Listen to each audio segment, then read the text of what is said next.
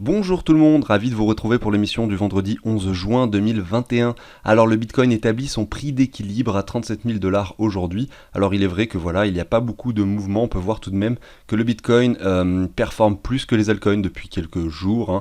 On va aller voir sur le graphique ce que ça représente rapidement sur l'altcoin dominance avant l'introduction. Et ensuite aujourd'hui je fais l'émission donc consacrée au portefeuille fictif. Normalement je fais ça les jeudis, j'ai pas eu le temps de faire de vidéo hier donc ce sera aujourd'hui. Et on va analyser donc ces 10 crypto-monnaies comme je le fais bien sûr tous les jeudis depuis le mois de novembre avec vous. Et je commence rapidement avec l'altcoin dominance. Effectivement, les altcoins perdent un peu de valeur par rapport au Bitcoin depuis quelques jours. Regardez, si on se met le graphique en une journée, on peut voir donc déjà que ce sommet qui est ici a été atteint, représente quasiment l'ancien sommet de l'ancien bull run. Vous voyez, on a joué sur ce niveau en tant que résistance. Nous avons retracé par la suite lorsque le Bitcoin a retracé. Effectivement, là, il a regagné de la volatilité et les altcoins ont perdu de la valeur. Et derrière, on établit un nouveau petit sommet avant de retracer à nouveau. Et ce nouveau sommet représente bien entendu, comme d'habitude, les 61,8 de Fibo ou la zone de rechargement. On va aller voir ça de façon plus représentative comme ceci. Vous voyez, on a même cassé les 61,8, on est allé dans cette zone de rechargement et on a retracé de façon assez forte ici sur les altcoins, on le voit. Et comme je vous le dis depuis un certain temps, effectivement, on pourrait sans problème, je pense, sur les altcoins revenir tester cette trendline. Est-ce que ça va arriver? J'en sais rien. En tout cas, c'est vrai que depuis quelques jours, si jamais ce M se confirme, donc je vais retourner en daily, excusez-moi, si on a ce M qui est matérialisé comme ceci, qui se confirme et que donc on vienne clôturer en dessous de ces corps de chandelle, je pense qu'il n'y aura plus que quelques jours avant que effectivement par la suite on vienne rechercher ce niveau de support. Alors il est vrai que voilà, les altcoins ont été très performantes depuis le mois de janvier 2021, donc après autant de bougies vertes, il est normal d'avoir des altcoins qui perdent un peu de valeur par rapport au Bitcoin. Effectivement, vous le savez, maintenant le marché aime bien faire des zigzags, il ne fait pas forcément toujours la même chose, c'est-à-dire que quand il monte, il ne va pas forcément faire que monter. À un moment donné, nous avons des retracements, c'est logique, et lorsque l'on retrace, on essaye d'identifier des points pertinents d'achat. Et ce niveau-là serait un niveau très pertinent d'achat pour les altcoins. On le visualise de façon très claire sur ce graphique. Je reviens sur le Bitcoin simplement pour vous matérialiser quelque chose d'intéressant, c'est que effectivement nous sommes sur une trend qui est actuellement haussière. En tout cas, quand on regarde ici en weekly, effectivement on a quelque chose qui fait un plus haut, ensuite on retrace un petit peu, un nouveau plus haut, on retrace un nouveau plus haut, et là on retrace à nouveau, on vient pas casser cette ligne, en tout cas pour l'instant, ça peut arriver effectivement prochainement, c'est quelque chose que l'on suivra bien sûr ensemble. On ira voir le graphique du Bitcoin en début d'émission puisque ça fait partie des 10 crypto-monnaies que je vais analyser, mais vous voyez, on a plusieurs phases de marché. Il y a eu des parties, des moments où le marché a rangé pendant plusieurs moments, des fois ça dure plusieurs mois. Vous voyez ici entre le mois par exemple de juillet et le mois ici de février 2020, et bien le marché n'a rien fait, c'est-à-dire que donc il y a eu pendant quasiment donc pas un an mais 8 mois un marché qui a fait que ranger, c'est-à-dire baisser, monter entre le niveau ici des 14 000, 11 000 pour revenir à 7 000, pour revenir ici à 10 000. Vous voyez, donc il y a des phases de marché qui sont un peu plus ennuyantes que d'autres. Actuellement, depuis quelques jours, c'est le cas sur le Bitcoin. Ça ne veut pas dire que ça va continuer comme ceci. On est quand même sur une tendance haussière ici et on verra un petit peu ce qui se passe par la suite. Ceci étant dit, je vous avais promis cette semaine une vidéo sur la finance décentralisée et le réseau Automatique. Ça sera donc dimanche, je ferai ça dimanche. Demain, je vais faire une vidéo où je parlerai du projet Tencent que je vous avais présenté à ses débuts lorsqu'il valait encore 17 centimes et que je vous avais dit que c'était potentiellement un projet où il était intéressant d'investir pour diversifier son portefeuille. Le token Tencent est monté à 5 $, il est revenu aujourd'hui quasiment à 3 $. Donc vous voyez que par rapport aux 17 centimes du prix d'achat de l'ICO, effectivement, il y a des performances qui ont été faites qui sont très intéressantes. Et on va faire le point un petit peu sur ce projet demain. Voilà, donc je vais continuer avec l'introduction. Ceux qui nous rejoignent, n'hésitez pas à vous abonner, à activer la petite cloche, à liker si le contenu vous plaît, et on se retrouve tout de suite après l'introduction.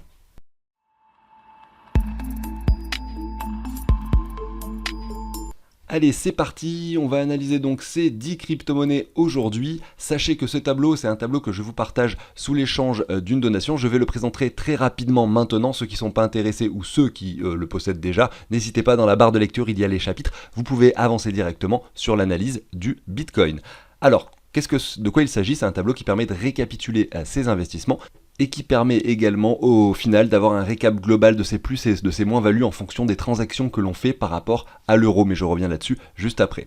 Donc comment ça marche en fait? C'est un tableau sur Google Sheet, c'est très simple, vous allez pouvoir mettre toutes vos cryptos, si vous en avez jusqu'à 200, vous pouvez les ajouter. Par exemple ici j'ajoute une crypto qui s'appelle Engine, ben voilà, vous voyez son prix vient s'afficher automatiquement, hein. C'est un programme qui vient chercher le prix automatiquement en temps réel du coup de vos cryptos. Donc le Engine il vaut 1,42$ et 1,17€. Une fois que ceci est fait, donc le Engine c'est ajouté au tableau de bord et également à cet onglet, hein, il y a plusieurs onglets sur ce tableau valeur sur échange, vous allez pouvoir dire j'ai 100 Engine sur cette plateforme, c'est par exemple la plateforme Binance, hein, vous mettez les plateformes que vous avez ici en haut, et vous allez dire par exemple sur la deuxième j'en ai 50, sur la troisième j'en ai 150, etc. Donc une fois que ceci est fait, bah, sur le tableau de bord ça vous dit directement vous avez 300 Engine, ça vaut 426$, 351€, et ça représente 1,8% de votre portefeuille. C'est comme ça que ça marche, hein, et donc ça va permettre de vous calculer les gains que vous avez l'entièreté de votre portefeuille, parce que vous allez pouvoir mettre l'argent que vous avez sur chacune des plateformes, et ça va donc calculer combien ça vaut. Votre portefeuille par exemple sur cet exemple fictif vaut 20 000€, vous avez investi au départ 10 000, donc vous savez que vous avez 10 000€ de gain sur cet exemple, bien sûr. C'est comme ça que ça fonctionne. Alors comment est récupérer cette valeur totale investie? Bah, vous allez mettre en fait sur l'onglet calcul plus-value, c'est là où je viens justement à cet onglet où vous allez avoir le récap de vos plus et de vos moins-values, et bien vous allez mettre toutes les transactions que vous faites par rapport à l'euro. C'est-à-dire que si tel jour vous faites un achat, donc je simule un achat, vous allez mettre la date, vous allez dire voilà, ce jour-là j'achète 2 000€, et bien votre total investi c'est plus 10 000, c'est 12 000, et donc automatiquement ça change directement sur le total investi du tableau de bord. Pour faire le calcul, du coup maintenant les gains sont plus faibles puisqu'on a estimé que vous aviez investi plus au départ. Voilà, c'est logique. Et lorsque vous faites des ventes, et ben c'est là que les plus-values ou les moins-values vont se calculer. Si par exemple vous récupérez 2 000€ de crypto ce jour-là, donc vous allez mettre la date, vous allez mettre à ce jour-là, donc le portefeuille valait 18 105, c'est écrit ici, hein, ça vient récupérer la valeur qu'il faut, ça prend pas en compte les euros évidemment, ça prend en compte les stablecoins, tout ce qui est crypto-monnaie finalement, pour pouvoir estimer la valeur du portefeuille. Et donc voilà, vous mettez ça, et derrière ça vous dit voilà la plus-value 674€. Et si vous faites plein de ventes, plein d'achats dans l'année, et ben vous allez tout simplement avoir le récapitulatif total. Ici la plus-value totale est calculée tout simplement en faisant l'addition de toutes les plus et les moins-values sur l'année par exemple 2020 si vous voulez le faire pour l'année 2021 si vous voulez le faire pour l'année 2021. Voilà, j'espère que j'ai été clair. C'est un tableau qui est très facile à mettre en place. Il y a un tuto vidéo qui est partagé avec ce tableau qui vous permet de le mettre en place de façon très simple. De plus, il y a des tutos qui expliquent comment faire chaque action sur ce tableau, savoir que c'est pas plus compliqué que ce que je viens d'expliquer, mais malgré tout j'ai détaillé vraiment les choses ici, et si vraiment vous êtes bloqué pour quelque chose, eh bien vous pouvez tout simplement me contacter par email ici, et puis moi je vous assiste jusqu'à ce que tout fonctionne sur votre ordinateur. Toutes les crypto-monnaies sont disponibles, hein, vraiment beaucoup sont disponibles, sauf celles qui font par exemple partie d'une ICO, et que c'est donc un token qu'on ne peut pas encore échanger, qui n'est pas encore listé, eh bien vous n'allez pas pouvoir récupérer son prix, vous allez l'entrer manuellement ici, mais j'explique tout ça évidemment dans le tuto vidéo. J'en ai fini avec l'explication du petit tableau, et on va enchaîner directement du coup avec les analyses, et on commence avec le Bitcoin. Alors, de façon assez globale, sur le Bitcoin, nous avons touché ici clairement sur cette mèche les 65 900$. Est-ce que c'était le sommet? Est-ce que le bull run est terminé? Est-ce que nous avons... on peut pas le savoir en fait, tout ça, on peut pas vraiment le savoir. Ceci dit, si on regarde les cycles de temporalité, il est fort probable pour que le bull run ne soit pas terminé. On a certes ce retracement qui paraît énorme, mais après une hausse aussi importante, donc vous le voyez ici, entre le crash Covid, donc ici en mars 2020, et le sommet, on a tout de même eu sur le Bitcoin 1600%, ce qui fait quand même x16, x17, donc après une hausse aussi importante en si peu de temps, est-ce qu'il ne serait pas logique finalement d'avoir quelque chose qui retrace par la suite? Est-ce qu'il n'y a pas des personnes qui sont très contentes de prendre des profits ici? Est-ce que ces personnes ont eu raison de prendre leurs profits? Peut-être que oui, peut-être que, en effet, comme je le disais, si c'est le top, elles ont peut-être eu raison. Mais si elles prennent leurs profits ici et qu'elles rachètent ici, effectivement, elles sont peut-être très gagnantes, puisque si derrière ça continue à monter, eh bien ce sera tout bénef pour ces personnes-là. Malgré tout, si c'est des personnes qui ont joué une hausse et qui derrière ont vendu ici pour ne pas racheter ici, et que derrière le Bitcoin monte à 300 000, ces personnes-là risquent de regretter d'avoir vendu leur Bitcoin, vous voyez? Donc effectivement, c'est quand même très compliqué de savoir ce qui va se passer sur un marché. C'est toujours pareil, on ne sait jamais dans quel sens ça va partir. Ceci dit, on est quand même dans une phase haussière en ce moment. On a certes fait un plus haut, on a un retracement qui est assez sain finalement et qui est assez logique après une performance aussi importante. On revient tester donc les 0,5 de Fibo de toute cette hausse, et si on zoome en 4 heures, on se posait la question en début de semaine, savoir si on pouvait pas justement aller plus bas. Alors pourquoi est-ce qu'on s'est posé cette question? C'est parce que quand on regarde de plus près ce petit retracement qu'on est en train de vivre, alors regardez, je vous montre un petit peu ici, donc il y avait le M qui était matérialisé ici, qui disait attention, le marché est probablement prêt à aller chercher des niveaux plus bas. Quand ce M a été confirmé à cet endroit-là. Vous le voyez, lorsqu'on a cassé ces niveaux-là, on est en effet allé bien plus bas. Et si je zoome maintenant sur le 4 heures, du coup, sur cette partie un peu plus basse, qui représente donc sur les niveaux des 0,5 de Fibo à cet endroit-là, on s'était mis donc deux trendlines, à savoir que là, nous étions comme ceci. Donc d'ailleurs, je vois qu'on est venu s'arrêter pile poil à nouveau sur cette trendline. Et la trendline baissière qui était matérialisée comme ceci, hein, qui reprend les corps de chandelle finalement. Vous voyez, corps de chandelle à chaque fois du cours du Bitcoin. Et bien regardez, ce qui s'est passé, c'est que nous l'avons cassé par le bas. Et lorsque nous avons cassé cette compression du Bitcoin par le bas, il y a eu cette grosse accélération en 4 heures qui a ramené le cours très rapidement à 31 000 $. Finalement, il rebondit et il réintègre ce canal. Donc ça veut dire que potentiellement, on est peut-être sur quelque chose qui nous représentait un fake out, c'est-à-dire que une sorte de marché baissier pour faire peur à tout le monde, pour finalement réintégrer directement notre zone de compression. Ce que je veux dire par là, c'est que peut-être qu'il y a des personnes qui hésitaient à revendre du Bitcoin pendant toute cette phase, et lorsqu'on a cassé ce canal par le bas, peut-être qu'il y a beaucoup de gens qui ont revendu leur Bitcoin ici. Et effectivement, on le voit, hein, c'était forcément pas la meilleure idée du siècle.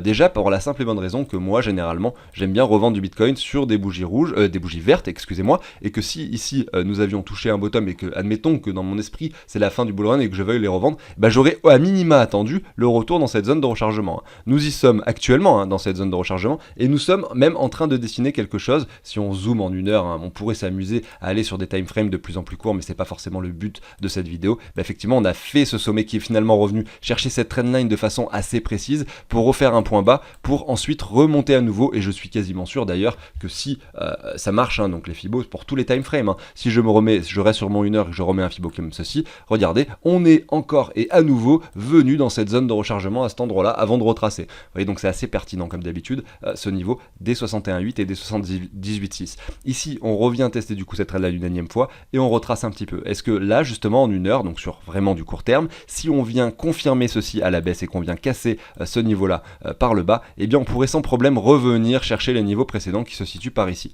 Est-ce que ça va se passer? J'en sais rien. Tant que c'est pas confirmé, on ne peut pas savoir. Et ça pourrait très bien se transformer en W et on pourrait très bien finalement continuer à grimper, et ça aurait été vraiment un gros piège baissier, cette partie-là. Un très gros piège baissier qui aurait simplement fait en sorte que toutes les personnes qui doutaient sur le Bitcoin, les revendent à ce moment-là, c'est-à-dire potentiellement au pire moment, tout simplement. Voilà, donc j'en ai fini avec ça. Je vais simplement du coup alors enlever tout ça et je vais repartir sur le weekly, sur le Bitcoin, simplement pour reparler de ce portefeuille fictif. Donc en fait c'est un portefeuille moi que j'ai établi avec vous depuis le mois de novembre. On a eu l'occasion d'acheter, donc j'ai établi un pourcentage pour chaque crypto, donc je les avais mis ici les pourcentages, je vais les réintégrer en couleur noire. Vous voyez, donc j'avais estimé qu'on voulait, donc avec les 10 000 euros, acheter 25% de Bitcoin, 20% d'Ether, 10%, etc. Et dans chaque, donc les 2500 euros de Bitcoin que je voulais acheter, qui représentent donc les 25% des 10 000, j'ai fait 4 paliers d'achat. Donc il y a eu plusieurs niveaux qui ont été atteints à chaque fois sur les bougies rouges. J'essaye d'identifier des bons paliers d'achat sur le Bitcoin. Donc ça, si on regarde un petit peu ce qui s'est passé, ici le Bitcoin, donc j'ai mis un plus à chaque fois, il y a eu 2 achats qui se sont déclenchés. Donc les achats s'étaient déclenchés à la fois ici à cet endroit-là sur ces bougies rouges, et là lorsqu'on est revenu au niveau des 40 000 environ. Certes aujourd'hui on est un petit peu plus bas, on a un prix d'équilibre qui fait que sur ce portefeuille fictif le Bitcoin n'a pas fait de gain ou de perte vraiment par rapport au cours actuel, mais on pourrait imaginer effectivement que ça continue à grimper. C'est pour ça, en tout cas c'est ce qu'on essaye de jouer en essayant d'acheter sur ces retracements. Et là aujourd'hui qu'est-ce qui se passe? On a un marché, comme je vous le disais, qui pourrait potentiellement revenir dans sa zone de rechargement. C'est pas quelque chose que j'espère spécialement, puisque ça ferait revenir le Bitcoin sur un cours assez bas, aux alentours des 23 000, on va dire entre même les 26-27 000 $ et les 17 000 $. Et donc c'est quelque chose qu'on verra ensemble, on suivra, et si jamais on y revient, je déclencherai ce 3e achat pour ce portefeuille fictif sur le Bitcoin. Vous voyez, c'est pour ça que je l'ai positionné à cet endroit-là dans la zone de rechargement. C'est parce que, vu que nous avions déjà acheté 1 fois, 2 fois du Bitcoin, si on n'y va pas, je me dis c'est pas grave, on a déjà eu la moitié de ce qu'on voulait en Bitcoin, et si on y va, tant mieux, je me dis c'est parfait, j'ai encore un point d'achat et j'en achète et je lisse mon point d'achat sur des prix de plus en plus intéressants. Vous voyez un petit peu l'idée générale de cette stratégie. Après, c'est pas une stratégie qui est viable pour tout le monde, chacun a la sienne, peut-être que la vôtre est complètement différente. Je vous explique un petit peu moi comment j'envisage les choses. Et après, ça sera la même chose pour les paliers de revente, ça sera essayer d'identifier les bons niveaux de revente, parce que on ne pourra jamais revendre le Bitcoin sur son top et sur son sommet ultime, c'est très très compliqué. Et on verra ça bien sûr au quotidien sur cette chaîne. À savoir que selon moi, c'est une des stratégies qui est la plus intéressante si on veut prendre le moins de risques possible. On on va potentiellement gagner moins d'argent, effectivement, moins on prend de risques, moins on gagne d'argent, mais en revanche, c'est vrai que c'est une stratégie qui permet de lisser ses achats et donc de prendre un petit peu moins de risques. Voilà, donc j'en ai fini pour le Bitcoin, je continue avec l'Ether. Alors, à l'image du Bitcoin, l'Ether a pris aussi beaucoup de valeur. Alors, quand on regarde le crash Covid et le sommet, sur le Bitcoin, on avait 1600%, et sur l'Ether, nous avons donc du coup sur la même période de temps, 5000%. Donc on a x 50 sur l'Ether par rapport à mars 2021. Donc c'est pareil, il y a eu une hausse énorme. Est-ce que est-ce que ce crash que l'on vient de vivre est forcément la fin des crypto-monnaies, la fin de l'Ether? Pas forcément, hein. Vous voyez simplement qu'on est revenu en plus pile poil tester ce niveau des 61,8. Regardez, on avait hésité sur ce rectangle pendant un certain temps et on est simplement venu le retester. Hein. On est simplement venu le retester en plus en touchant le niveau des 61,8 de façon très précise sur cette mèche. Donc pour les personnes qui auraient placé un ordre ici, félicitations à vous, hein, bien sûr. Donc ici sur l'Ether, nous sur le portefeuille fictif, on a eu l'occasion d'en acquérir 3 fois, sur des prix très intéressants. Au tout début, hein, déjà quand j'ai commencé la chaîne en novembre, il y avait eu un premier achat qui s'était déclenché. Est-ce que, donc regardez, l'ancien sommet se situe ici à 1400$ environ, donc c'est vrai que voilà, on voit un graphique quand même qui est assez haussier, hein, pour l'Ether. Est-ce que justement on pourrait aller plus bas? C'est la question qu'on pourrait se poser, bien sûr, hein. Ça va dépendre du Bitcoin. Si lui décide de retourner dans sa zone de rechargement, il est très probable que l'Ether en subisse un petit peu les conséquences. Et comme je le disais tout à l'heure en début d'émission, on le voit sur l'altcoin dominance, effectivement, on a des altcoins qui perdent un peu de valeur par rapport au Bitcoin en ce moment. Et si on revient tester cette trendline dont je vous parlais tout à l'heure, hein, désolé de pas vous remettre le graphique là, mais bon, si vous regardez, vous retournez en arrière, vous allez pouvoir directement identifier ce que je veux dire. Eh bien, effectivement, si on revient sur cette ligne, il est possible que l'Ether perde un peu plus de valeur que le Bitcoin dans les semaines qui viennent, et donc jusqu'où est-ce qu'on pourrait revenir? C'est une question qu'on se pose. Regardez déjà, hein, sur le niveau des 2000$ serait un niveau très pertinent puisque ça représente finalement cet ancien sommet. Voilà, donc ça serait forcément un bon niveau. Nous, il y a déjà 3 achats qui se sont effectués sur ce portefeuille fictif, donc je vais pas forcément mettre d'ordre. Je retourne, donc je viens un petit peu plus zoomer sur le 4 heures sur l'Ether. Donc comme je le disais, il avait une configuration un peu plus bullish que le Bitcoin. On voit que malgré tout, on a cassé ce triangle rectangle qui est généralement 7 fois sur 10 cassé par le haut. Et bien cette fois-ci on l'a cassé, hein, par le bas, on le voit ici, mais c'est pas quelque chose forcément de très grave. Qu'est-ce qui pourrait se passer par la suite? Déjà dans un premier temps, ce qu'on pourrait imaginer sur l'Ether, c'est qu'on revienne ici, dans cette zone de rechargement, là je suis en 4 heures, entre les 2100 et les environ 2000$. C'est un niveau selon moi qui est pertinent. Moi il y a déjà 3 achats déclenchés, je préfère garder de la liquidité pour si jamais le marché décide d'être encore plus bearish. Donc je ne vais pas mettre d'alerte aujourd'hui, mais pour quelqu'un qui souhaiterait investir dans l'Ether, clairement ce niveau des 2000$ est selon moi un niveau pertinent. Sans vous dire que ça peut pas aller plus bas, mais simplement en vous disant que mettre un palier d'achat sur ce niveau-là, en vous gardant de la liquidité pour potentiellement lisser vos achats plus bas, serait intéressant. Voilà, tout simplement. Donc on verra un petit peu ce qui se passe sur l'Ether. Hein. Est-ce que justement cette chose va se transformer en M ou est-ce qu'elle va se transformer en W pour finalement revenir tester cette trendline par la suite et pourquoi pas confirmer des choses, des W pour ensuite chercher des sommets. C'est la question qu'on se pose et c'est ce qu'on suivra sur la chaîne. Là on a une configuration qui redevient quand même assez bearish. Hein. Donc je ne serais pas étonné en tout cas au niveau des statistiques que l'on revienne sans problème sur cette target que je viens de vous montrer sur l'Ether. Je continue avec le Ripple. Cette crypto, je l'ai analysée depuis le début par rapport au Bitcoin, pour la simple et bonne raison que j'aimerais bien avoir, en fait, hein, si on regarde les crypto-monnaies qui sont ici, alors je prends pas l'Ether en compte, hein, mais celle-ci, j'aimerais bien les avoir si elles performent par rapport au Bitcoin et pas l'inverse. C'est ce qui se passe depuis janvier, donc tant mieux pour ce portefeuille fictif qui du coup se porte bien. Il a été à 20 000€ de gain à un moment, aujourd'hui on n'est plus qu'à 10 000, hein, donc il a perdu finalement la moitié de ses gains, mais malgré tout on reste avec 10 000€ de gain, un portefeuille qui commence à 10 000 et qui aujourd'hui s'établit à 20 000.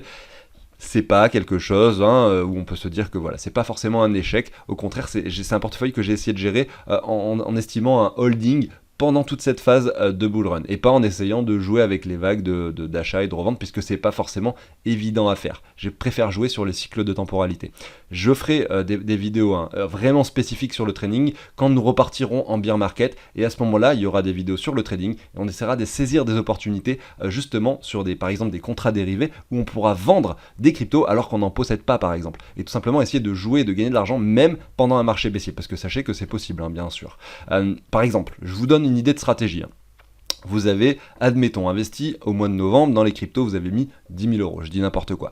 donc comme cet exemple de portefeuille fictif. Finalement, ce portefeuille, à la fin, vous arrivez, admettons, que le Bitcoin monte un peu plus, par exemple aux 100 000 $, et que les altcoins reprennent encore plus de valeur, etc. Ce portefeuille, admettons, en restant, forcément, non pas forcément optimiste ou pessimiste, mais voilà, neutral, et ben je dirais qu'il pourrait monter peut-être jusqu'à 40 000 euros, on va dire, donc peut-être encore faire fois par rapport au niveau actuel, fois 2, on va dire. Eh bien, estimons que ce portefeuille fasse x2. Bah vous allez, admettons, retirer donc 90% de vos cryptos, vous en gardez 10% parce que vous vous dites, moi c'est les stratégies que j'applique, hein, je dis juste ça comme ça, vous gardez par exemple 10% de crypto et vous en retirez 90%. Sur ces 90%, donc vous les retransformez en stablecoin par exemple, ou ensuite en euros. Après, quand vous les changez en euros, il faut savoir qu'il y a les taxes à payer dessus, hein, donc il va falloir choisir à quel moment vous voulez récupérer les euros. Est-ce que vous allez vouloir récupérer les euros tous la même année? Donc si vous récupérez tout, par exemple sur cette année 2021, tous vos euros, et bien l'année prochaine, si vous avez fait 30 000 euros de plus-value, vous allez payer à environ 10 000 euros d'impôts, hein, ça c'est un fait, évidemment, il va falloir bien le prendre en compte.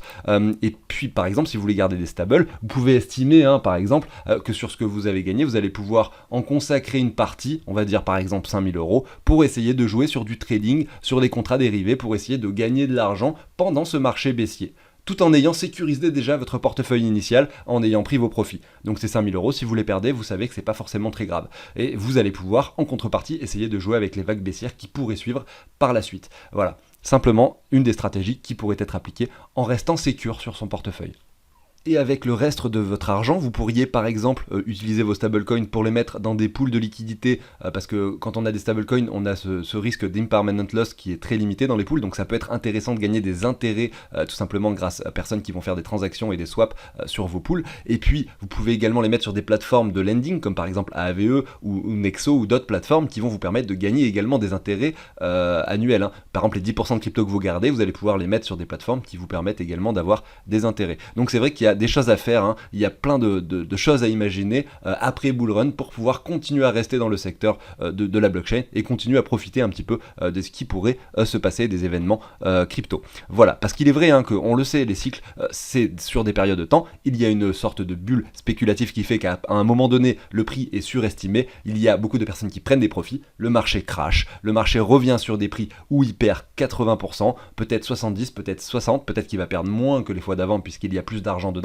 On ne sait pas ce qui va se passer, mais en tout cas, il est sûr, je me mouille pas trop en disant que c'est sûr quasiment à 100% que le marché, à un moment donné, va perdre 50% de sa valeur. Quand le Bitcoin aura touché un top, peut-être que si ce top-là, c'est 100 000 ou 200 000, eh ben, il va redescendre peut-être d'au moins 50%, voire plus, 60, 70, 80%, et ça pendant peut-être un an où le marché va être nul, on va s'ennuyer. Voilà. Donc ça, ce sont des choses qui arrivent et qu'on a pu observer, hein, déjà les années précédentes. Bref, désolé pour cette petite aparté, hein, un petit peu différente de ce que je voulais faire à la base, hein, dans cette vidéo, mais peu importe. Je retourne sur le Ripple ici et on voit donc que le graphique nous dessine quelque chose d'assez baissier par rapport au Bitcoin. Si cet actif donc latéralise depuis le mois de juillet 2019, regardez, on a une sorte de latéralisation comme ceci. On a ici malgré tout fait une petite purge, encore une dernière purge. Est-ce que c'est une dernière purge? On n'en sait rien, mais voilà, vous voyez ici qu'au mois de janvier, février, mars, on avait vraiment un actif qui était vraiment sous-coté, hein. La plupart ont performé par rapport au Bitcoin, c'était pas le cas de Ripple, on le voit ici. Malgré tout, on est revenu sur des niveaux intéressants ici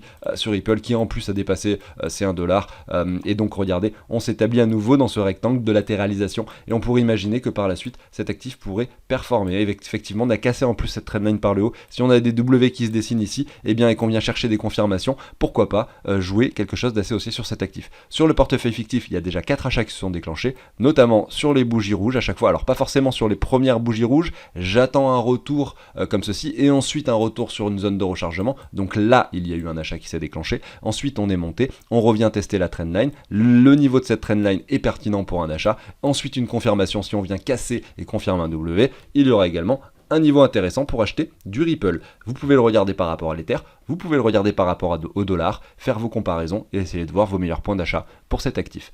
Je continue du coup avec le Tezos, qui lui du coup est un petit peu similaire au Ripple, il n'a pas forcément énormément performé. On voit ici que nous étions au mois de juillet-août 2020, donc bon, il y a les traits de la fois précédente quand j'avais fait les analyses, mais peu importe, vous voyez ici que nous avions touché un sommet, hein, sur cet actif par rapport au Bitcoin en août 2020. Depuis, il a fait que crash, et regardez, on est sur des niveaux qui maintenant, on voit que depuis décembre, depuis début d'année, donc 2021, cet actif latéralise et commence à dessiner des choses intéressantes. On peut s'amuser à zoomer dessus. Donc je fais un petit zoom comme ceci. Regardez, à cet endroit-là, nous avions un W qui s'est matérialisé, assez propre, hein. Vous voyez, si on fait pas un plus bas, on revient tester ce niveau-là, on revient un petit peu plus bas. Et là, on confirme ce W finalement à cet endroit-là. Donc là, on le confirme, et là, on retrace à nouveau. Donc à chaque fois, donc on voit que c'est un actif finalement qui est en train d'essayer de dessiner des choses intéressantes, qui latéralise. Si on se met des trendlines comme ceci, qui vient chercher ce niveau-là, on pourrait peut-être même l'appuyer un petit peu avec, histoire de façon à avoir également ce niveau-là. Peut-être que là, on va venir appuyer sur ce niveau en tant que support. Donc moi, je dirais que là, effectivement, nous sommes sur un niveau pertinent pour acheter du Tezos. Si on reprend cette hausse comme ceci, regardez, tout simplement toute cette hausse, nous sommes dans la zone de rechargement. Cette trendline est également dans la zone de rechargement. Nous sommes sur des niveaux, selon moi, pertinents pour acheter du Tezos, et ça sera peut-être encore le cas, hein, on l'a vu, l'alcool dominant, si elle continue à descendre, peut-être que cet actif pourrait redescendre un peu plus bas que ce niveau-là, peut-être qu'on pourrait venir toucher les 78,6. En tout cas, il faut profiter de ces occasions-là pour commencer à acheter par palier ce genre d'actif, si c'est un actif qui vous intéresse, bien entendu, puisque ça fait partie de ceux qui n'ont pas encore performé selon moi. Je vais maintenant sur le Litecoin. Donc le Litecoin, c'est la même chose, hein, si on le regarde en weekly, on va dézoomer un petit peu ici, on voit que c'est un actif qui a été assez bearish, hein. Donc ça a été assez bearish par rapport au Bitcoin, je parle. Par rapport au dollar, il a certes fait un joli W, un joli retour de neckline, on a un graphique très propre, mais on le voit par rapport au Bitcoin finalement, c'est pas si fabuleux. On se dit qu'avoir du Bitcoin pendant cette période était probablement mieux que d'avoir du Litecoin, hein, on le visualise directement ici. On est toujours sur ces trends baissières, hein. Regardez ici, on fait à chaque fois un plus bas. Malgré tout, on voit qu'en weekly, on est en train ici, peut-être, de ne plus vouloir faire de plus bas. On a même fait quelques bougies rouges très puissantes ici, pour revenir tester des niveaux intéressants, du coup par la suite. Donc selon moi, là, ça, c'est un signal qui nous dit que potentiellement cet actif est prêt peut-être à reprendre de la valeur. Vous voyez, quelque chose de très bullish pendant une période de temps assez courte, hein, entre le 31 mars ici et le 19 mai. On a un actif donc qui est donc le Litecoin qui a pris 117% par rapport au Bitcoin, ce qui n'est pas rien, hein, puisque pendant cette période on a eu un Bitcoin, donc là c'était jusqu'au 21 mai, on a eu un Bitcoin effectivement qui est monté, hein, pendant cette période. Donc effectivement c'était intéressant, le Litecoin à ce moment-là.